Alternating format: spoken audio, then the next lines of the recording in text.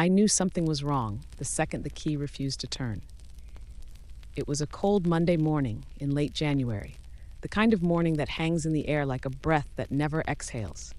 I had just returned from St. Joseph's Hospital, still in the same jeans I'd been wearing for 2 days, still carrying the same overnight bag I'd packed when Ethan collapsed.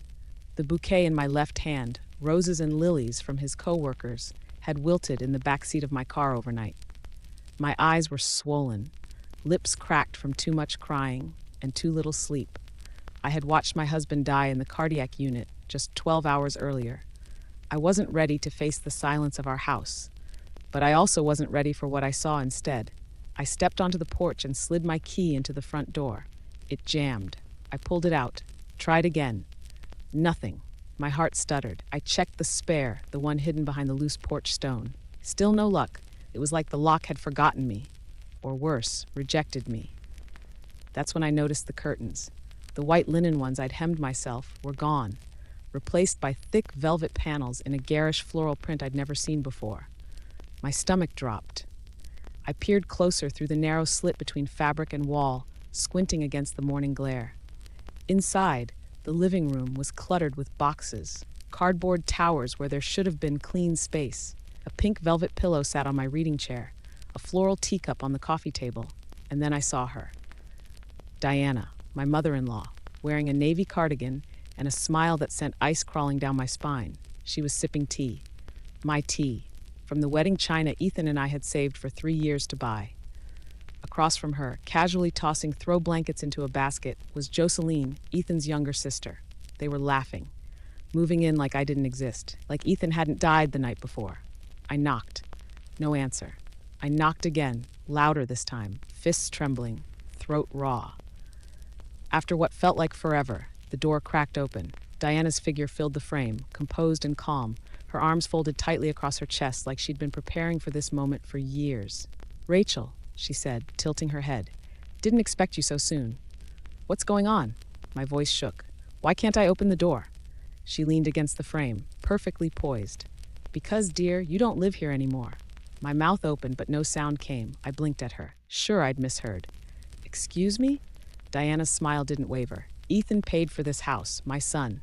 Not you. There was no prenup, no child, and no real contribution on your part. It's time this house returned to his real family." For a moment, I thought the cold I felt was from the weather, but it wasn't. It was coming from her. "I'm his wife," I whispered. "We bought this house together. I refinanced it when his business failed." "Oh, please," Diana cut me off, waving a dismissive hand. "You played house while he worked. Now that he's gone, your lease is up." Behind her, Jocelyn appeared with 2 of my serving plates in hand. "You left the side door unlocked when you went to the hospital," she said with a smirk. "We figured you wouldn't mind." I felt my knees wobble. Laughed, not out of humor, but the kind of hollow, stunned disbelief that bubbles up when reality snaps too sharply to bear.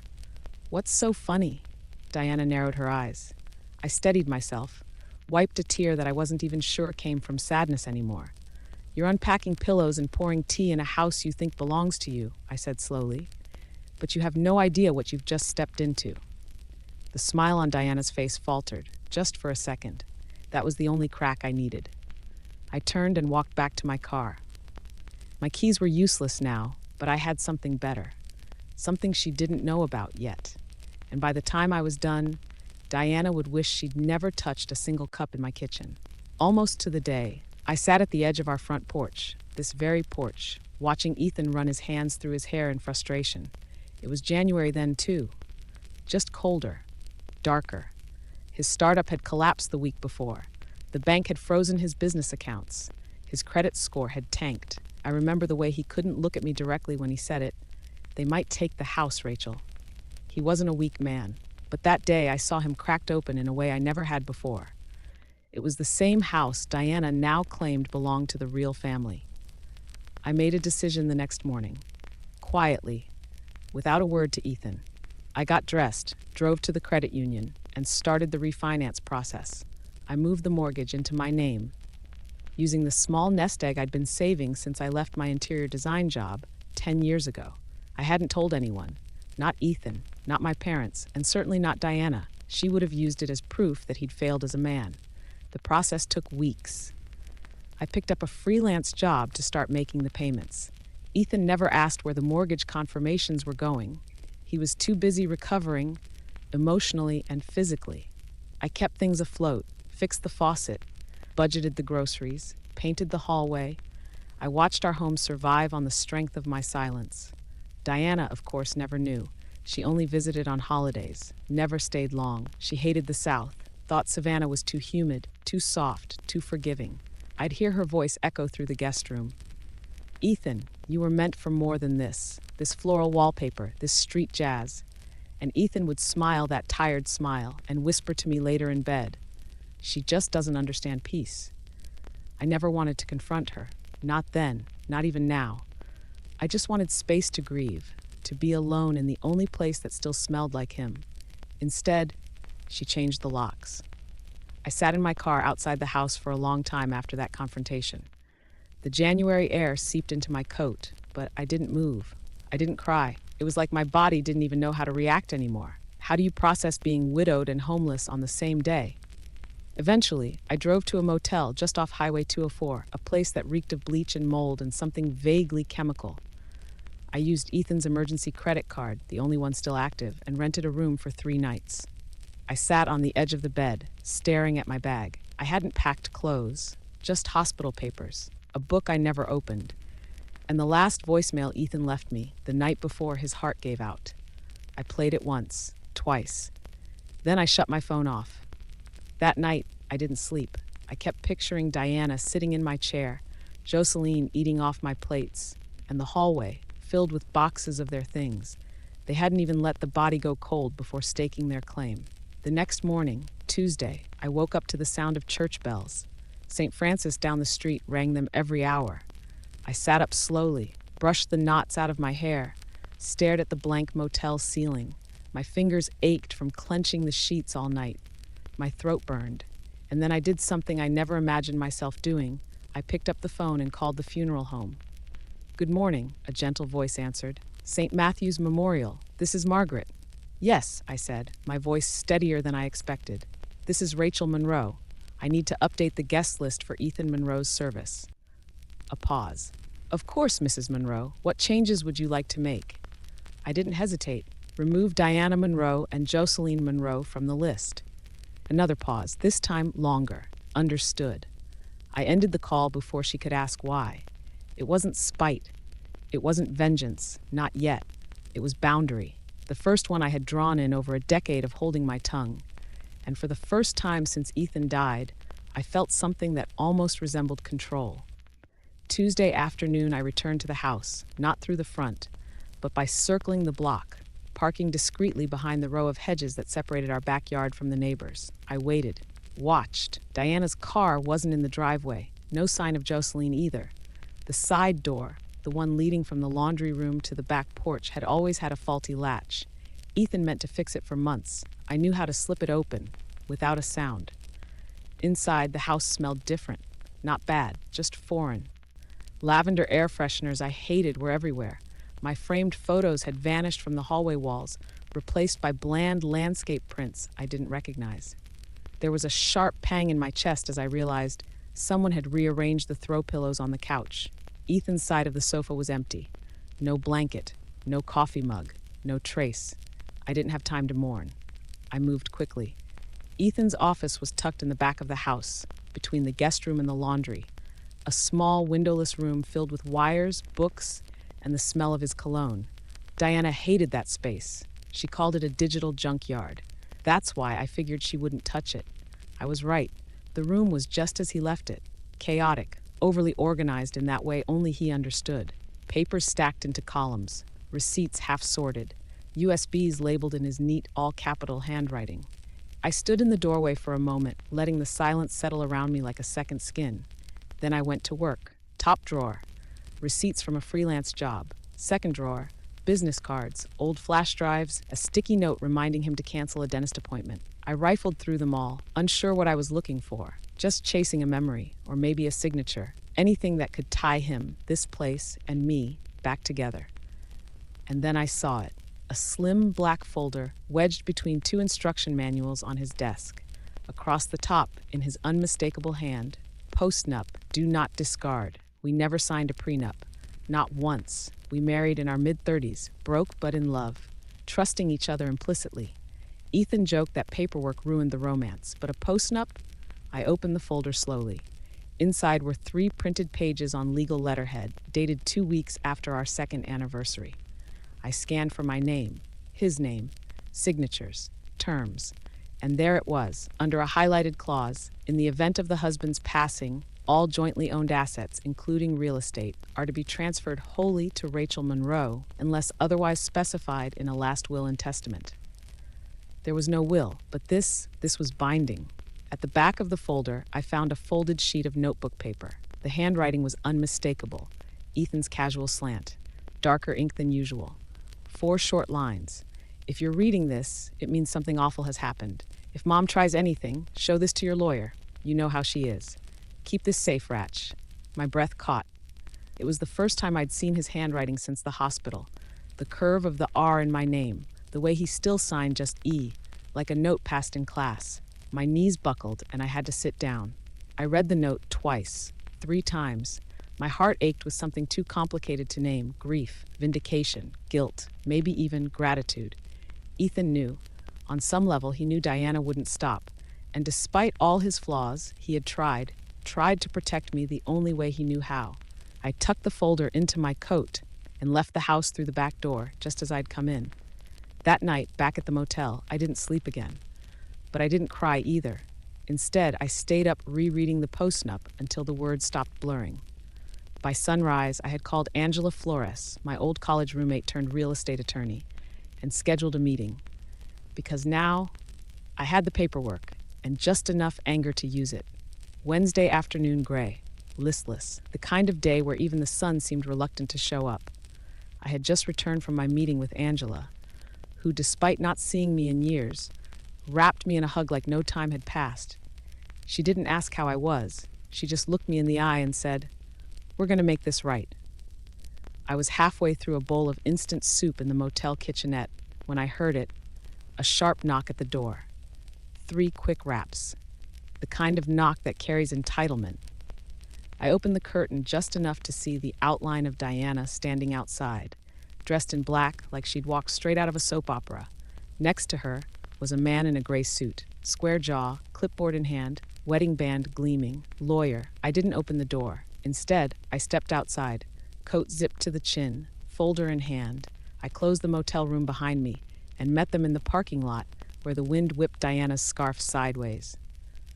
"Rachel," she said, smiling thinly. "This is Mr. Langley, my family attorney. We're here to discuss next steps regarding the house." "Next steps," I repeated, my voice even. Diana nodded, like this was a real estate negotiation between civil parties and not a home invasion staged during a funeral week. Since Ethan left no will, his estate, including the house, is subject to division among next of kin. As his mother and sister, we have legal rights. "I'm his wife," I said, "the only legal spouse." Mr. Langley cleared his throat, already uncomfortable.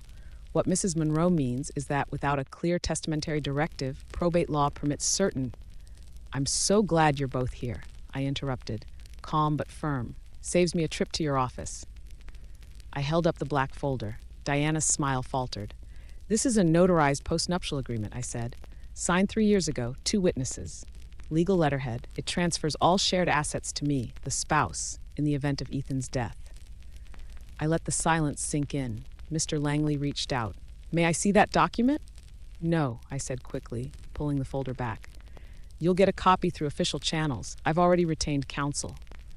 Diana's expression cracked just slightly. "You're bluffing," she hissed. "Am I?" I asked, stepping back toward my motel door. "Because if I'm bluffing, you should feel confident enough to go back to your car and celebrate. But if I'm not, then you've committed trespassing, unlawful entry, and you've tampered with property that doesn't belong to you." Mr. Langley took a step away from her, subtly. "You don't get to win this time," Diana said, her voice low now, venom barely concealed. "You were never part of our family.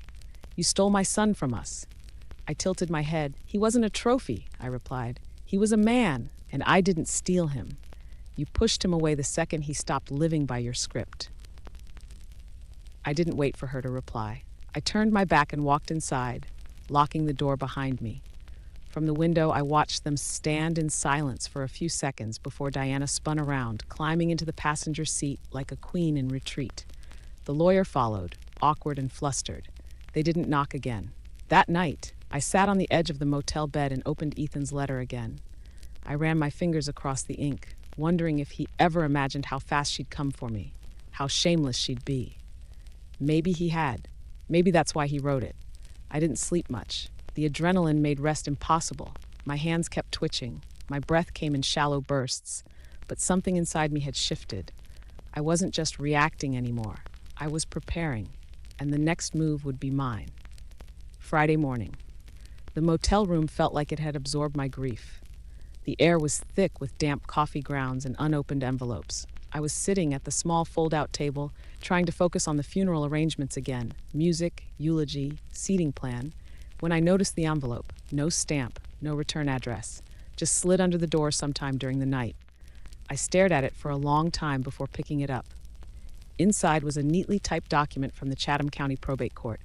The letterhead was crisp, the ink fresh. My name was printed in bold near the top. Rachel Monroe, respondent. My pulse jumped. To whom it may concern, this court has received a formal petition filed by Mrs. Diana Monroe, mother of the late Ethan Monroe, challenging the validity of the property transfer and postnuptial agreement dated June 5th, 3 years prior. The petitioner alleges that undue influence, mental distress, and coercion may have impacted the decisions of Mr. Monroe in the months preceding his death. I stopped reading. She was accusing me of manipulating him, of controlling him while he was weak, of exploiting the man I loved in order to steal his house. I dropped the letter on the table like it burned my skin. The rage that flooded me was slow and hot, like molasses over flame. Not explosive, not even loud, just steady, just final. I picked up my phone and called Angela. "I figured you'd call," she said before I could say anything. "She's saying I coerced him," I said flatly, "that I forced him to sign the postnup." Angela's voice was calm, too calm. "That's not new. It's what people do when they don't have legal footing. They sling mud and hope something sticks." "She wants to take everything," I whispered. "Not just the house. She wants to rewrite who he was, who we were." "She wants control," Angela corrected. "This isn't about money, Rachel. It never was." I stared at the corner of the ceiling, feeling the cold motel air wrap around my ankles. "I want to fight her," I said. "Not just stop her. I want to destroy her." Angela paused, then her tone shifted. Steel under velvet. "Good, but we do it smart. You don't speak to her. You don't respond. You let me build this like a wall, one brick at a time." We hung up. I stared at the court letter for a long time, then folded it, slid it back into the envelope, and tucked it into my suitcase. That afternoon, I received a text message from a number I hadn't seen in over a year, James Harding, Ethan's former business partner. "Hey, Rachel, I don't want to get involved, but Diana reached out. She asked about Ethan's mental state during the last few months. Wanted to know if I had emails, medical stuff, anything about confusion or forgetfulness. I didn't say anything, but she mentioned that one investor meeting. Remember, he came back pretty out of it. Just wanted to give you a heads up." I stared at the message until the screen went dark. Of course I remembered that day. 3 months before Ethan died, he'd come home from a client meeting pale and shaken. Said he forgot where he parked, forgot the name of the guy he just met. He blamed it on stress, insomnia, too much caffeine. But Diana, she must have gotten wind of it. She was building a case. If she could convince the court that Ethan hadn't been of sound mind, even if it was all circumstantial, she could unravel everything. Undue influence was hard to disprove, especially if it came with whispers, concerned family, and unanswered questions. That was the moment I remembered something Ethan had said, almost offhand, one night after dinner. "I have an appointment at St. Michael's next week," he'd said. "Neurology, just to rule stuff out. Probably nothing." I hadn't gone with him. He told me not to worry. I scrambled off the bed, yanked open my suitcase, pulled out the folder of documents, and dumped it across the bedspread. I tore through everything: utility bills, mortgage receipts, old birthday cards, even a dentist reminder. Then, tucked inside a pile of unopened mail from 3 months ago. I found it. A sealed envelope from St. Michael's Neurology Clinic. I opened it with shaking fingers. Dear Mr. Monroe, following your recent cognitive assessment, we are pleased to inform you that your results fall within the normal range. No signs of early cognitive decline were detected.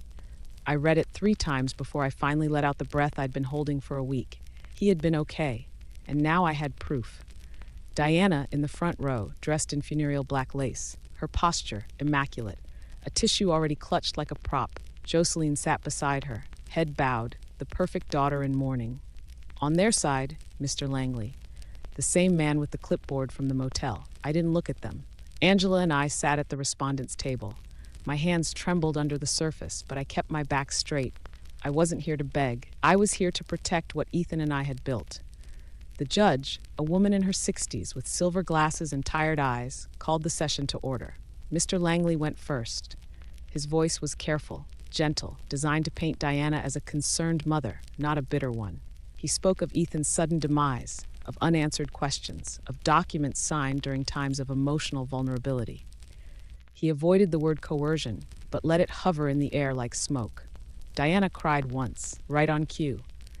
Angela stood slowly when it was our turn. She didn't perform. She didn't raise her voice. She simply laid down the facts like cards in a poker game. The notarized postnup, the house deed in my name, the mortgage payments made exclusively from my account, and finally, the letter from St. Michael's Neurology, signed, dated, sealed. Angela handed the copy to the judge and said one sentence that quieted the entire room. This is dated 3 months before Mr.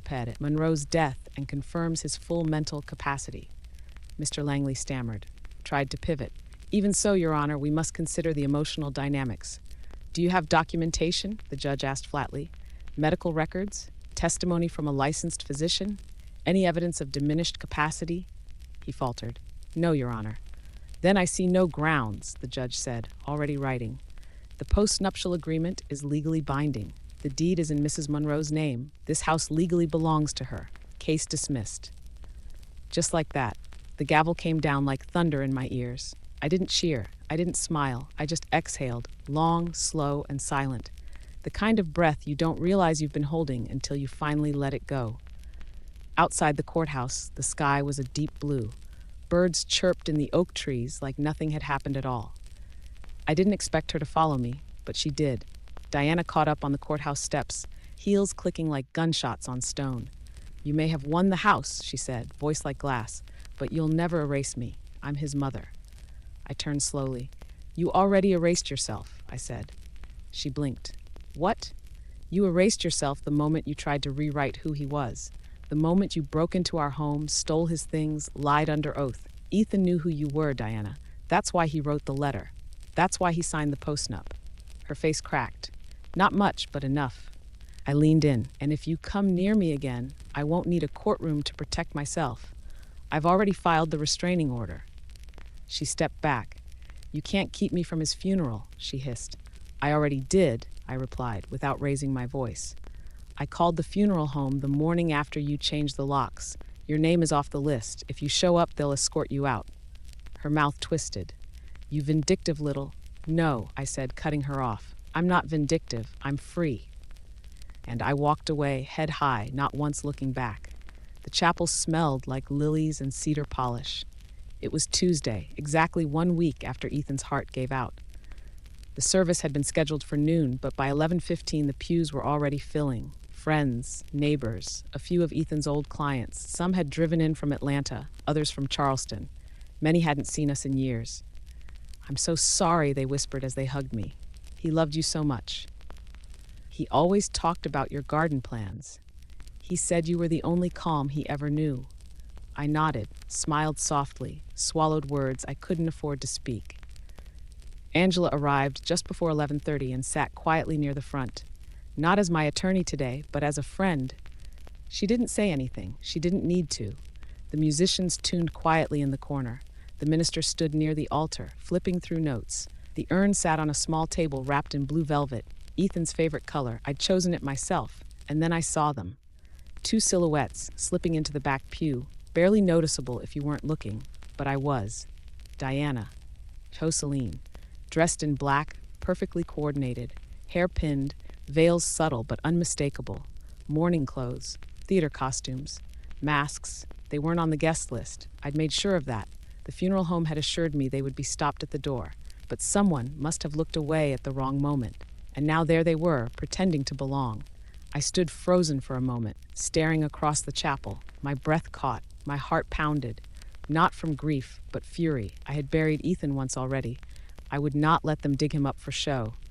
Angela turned toward me slightly. "Want me to handle it?" she whispered. I shook my head. No, I would do it myself. I walked slowly down the aisle, heels echoing in the sudden silence. Every head turned. The music paused. Even the minister stepped aside, sensing something sacred in motion. When I reached the back, Diana looked up. Her smile was small. Joceline's eyes flickered away. "You're not supposed to be here," I said quietly. "We're not leaving," Diana replied, voice low and proud. "I gave birth to him. Then you should have respected his wishes. I'm his mother. And I'm his wife." My tone didn't rise. "The only one he chose." She straightened, defiant. "You can't stop me from mourning my own son." "Not mourning," I said. "Performing." She blinked. "I will walk out right now," I added, "and I'll take the minister with me. We'll finish the service at a park, at a parking lot, at a kitchen table. I don't care. But you will not sit here and pretend you didn't try to erase him. You don't get to use his death for dignity you never earned." For a second, no one moved. Then Joceline's voice broke the silence. "Mom," she said softly, without meeting anyone's eyes. "Let's go." Diana turned toward her, stunned. "We're not wanted here," Joceline added. "Let's stop pretending." She stood, and slowly Diana followed. There was no scene, no screaming, no tug of war. Just the sound of two pairs of heels walking away and the soft click of the chapel door closing behind them.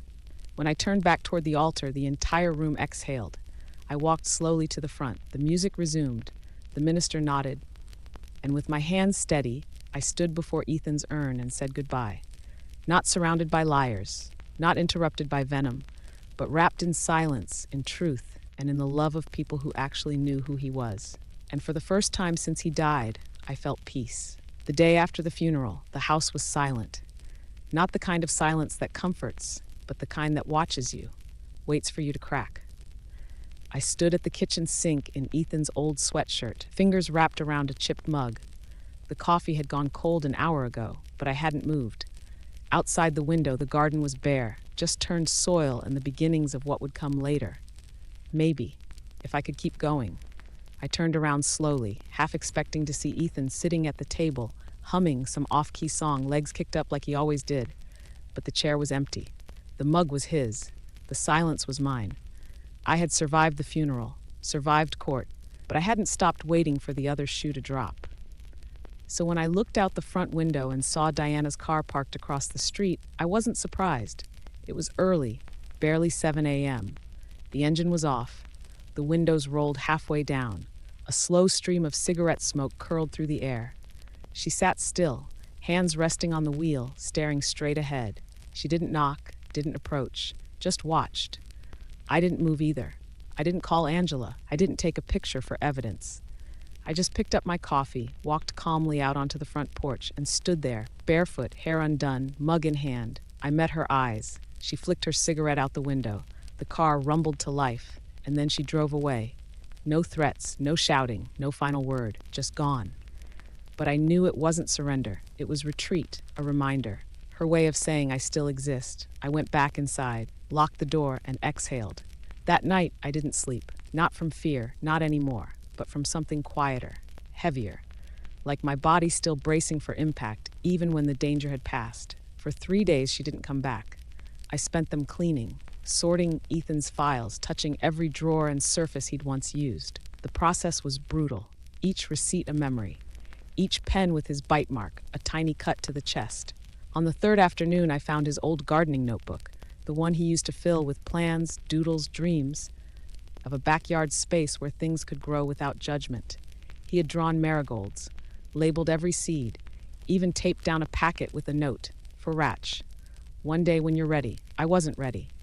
But I went outside anyway. I dug where he marked, turned the soil with bare hands, planted every seed, watered them gently, sat beside them as the sun went down, and for a moment, I forgot the lawsuits, the accusations, the funeral seating chart. I remembered his hands, his laugh, his stupid gardening hat. And when I went back to the front door that night, I found the envelope. No stamp, no handwriting, just 6 words printed in bold block font on a sheet of plain paper. This house will always be mine. I stared at it for a long time. Then I laughed, not bitterly, not out of rage, just lightly, with something that sounded like release. She had nothing left. No claim, no proof, no presence. Just 6 words from a woman who had already been removed from my will, my wedding, my life. I took the paper outside, walked to the garden, dug a small hole in the soil under Ethan's marigold bed, buried the letter deep, covered it with earth, fertilizer. I thought maybe something good would grow from it. I brushed the dirt from my fingers and whispered, "You don't haunt me anymore." Then I went inside and made tea with cinnamon, because Ethan always said grief needed something sweet. Spring came early that year. The air smelled like turned earth and lemon blossoms. The garden outside, once just dark soil and scribbled dreams in Ethan's notebook, was beginning to stir. Shoots pushed through the dirt, small and stubborn. Green things fought their way toward the sun. Every morning I watched them with coffee in hand, wrapped in Ethan's flannel shirt. No makeup, no expectations, just breath. I didn't hear from Diana again. Not a letter, not a phone call, not another car parked across the street. Whether it was the restraining order or the garden or simply the truth finally sinking in, I didn't know, and I didn't care. She was no longer present, just a shadow in the rearview mirror, a past tense. The house changed with the season. I painted the guest room a soft sage green, took down the photos she'd replaced, and put up new ones, of me and Ethan at the lake, of our dog Max before he passed, of sunsets we'd chased instead of arguments we'd avoided. I cleaned out the office but left one drawer untouched, his drawer. Not as a shrine, just as a promise. Some nights I sat by the window and talked to him aloud, about the garden, about the marigolds, about how somehow I was still here. I didn't expect answers, but sometimes the wind shifted just right, and I felt less alone. I also went back to work, not out of desperation, but out of choice. I reopened my interior design business, small at first, one client at a time, a grieving widow who wanted to repaint her kitchen to feel less like his space, a retired couple building a sunroom to grow orchids, a young woman who just left her fiancé and wanted her apartment to feel like hers again. They didn't know my story, but I saw pieces of myself in every one of them. I designed like I was planting, with care, with vision, with a quiet kind of power. One Saturday morning, as I trimmed back the rosemary in the kitchen window, I noticed an envelope had arrived by regular mail. No threats, just a check, a refund from the funeral home. The card inside said, "You handled everything with grace." Ethan would have been proud. No signature, no return address, but I recognized the handwriting. It was Jocelyn's. I tucked the note into the back of Ethan's garden journal. It didn't change the past, didn't fix anything, but it was something, and something was enough. By early summer, the marigolds bloomed in full, a burst of gold and orange so bright they almost looked like fire. I sat beside them, barefoot, dirt under my nails, sun on my cheeks, and I whispered the final thing I needed to say. I didn't win because I took something from you, Diana. I won because I refused to let you take me. The wind rustled through the leaves. The chimes on the porch sang a soft, crooked song, and somewhere inside the air, I could almost hear Ethan laugh. They always say that grief fades with time. It doesn't. It changes. It shifts. It softens at the edges, maybe, but it never disappears. It just folds itself into your routine, into the tea you make in the morning, into the silence between songs on the radio, into the way your hand still reaches for someone who isn't there. Ethan is gone. That is the truth. But so is the woman I used to be, the woman who kept the peace at any cost, who let her mother-in-law speak over her, push her out, claim what wasn't hers, who sat at the end of long dinners, smiling through invisible wounds, who disappeared so someone else could feel seen. That woman died the day Ethan did, and in her place I planted something else. Not revenge, not bitterness, just roots. The garden out back is wild now, not messy, not untamed, just alive. Marigolds and mint, rosemary and lavender. I added a bench near the back fence, beneath the maple tree Ethan once wanted to hang wind chimes from. I sit there some evenings, not to cry, but to remember who I've become. It turns out the sweetest revenge isn't courtroom victory. It's the quiet click of a door locking from the inside. It's drinking coffee in your own kitchen without fear. It's breathing deeply in a space that no longer smells like shame. I don't tell people everything that happened, not always. But when someone asks, some widow at church, some woman at the market whose hands shake while she writes a check, I tell them the truth in pieces. I tell them, you don't have to be polite to someone who erases you. You're not selfish for locking your doors. You don't owe anyone access to your peace. And then I tell them about the garden, how it bloomed from a battlefield, how it feeds me, calms me, holds me, how sometimes something small and beautiful can grow exactly where you thought your world had ended. That's not a metaphor. That's survival. And now, months later, I don't walk like I used to. I don't apologize for taking up space. I don't explain why I changed the locks. I don't flinch when I pass that stretch of road where her car once sat silent and waiting, because she's not waiting anymore. She lost, and I'm not angry. I'm just done. This house is mine. This life is mine. This voice, this calm, steady, stubborn voice is finally mine, and I'll never hand it over again.